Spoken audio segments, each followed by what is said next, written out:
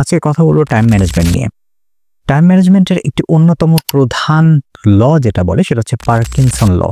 Parkinson ল বলে যে আপনি একটা নির্দিষ্ট কাজের জন্য যতটুকু সময় অ্যালোকেট করবেন, ওই নির্দিষ্ট কাজ করতে আপনার ততটুকু সময় লাগবে। অর্থাৎ আপনি যদি ঠিক করেন যে একটা ড্রাফটিং করতে বা একটা অ্যাসাইনমেন্ট করতে আপনি 2 সপ্তাহ বা 3 সপ্তাহ সময় লাগাবেন, তাহলে ওটি শেষ করতে কিন্তু আপনি দেখবেন আপনার ওইটুকুই সময় লাগবে। কারণ আপনার ব্রেইন আপনাকে ওভাবে বোঝাবে এখনো তো সময় আছে, এখনো তো সময় আছে। এ কারণে আমরা যেটা করি যে সাধারণত গুরুত্বপূর্ণ কাজ ছেড়ে আনুষঙ্গিক অন্যান্য কাজ করে সময় ক্ষেপণ করি। আর এই কারণে পার্কিনসন ল যখন এফেক্টিভ হয়ে যায় তখন আপনার হয়তো অনেক ছোট কাজও আপনি দেখবেন অনেক বেশি সময় নিয়ে করছেন। এবং এটা থেকে বের হওয়ার একটাই উপায়, সেটি হচ্ছে আপনি প্রতিটা কাজের সাথে একটা ডেডলাইন দিয়ে দেবেন এবং ওই ডেডলাইন অনুযায়ী কাজটা করার চেষ্টা করবেন। এবং সেই ডেডলাইনটা কখনো একটা লম্বা সময়ের জন্য হবে না। এবং ডেডলাইনটা যদি সংক্ষিপ্ত সময়ের জন্য হয় তাহলে দেখবেন ওই সময়ের মধ্যেই কিন্তু আপনি কাজটা শেষ করতে পারছেন এবং এভাবে আপনি পার্কিনসন ল এর ট্র্যাপ থেকে বাঁচতে পারবেন।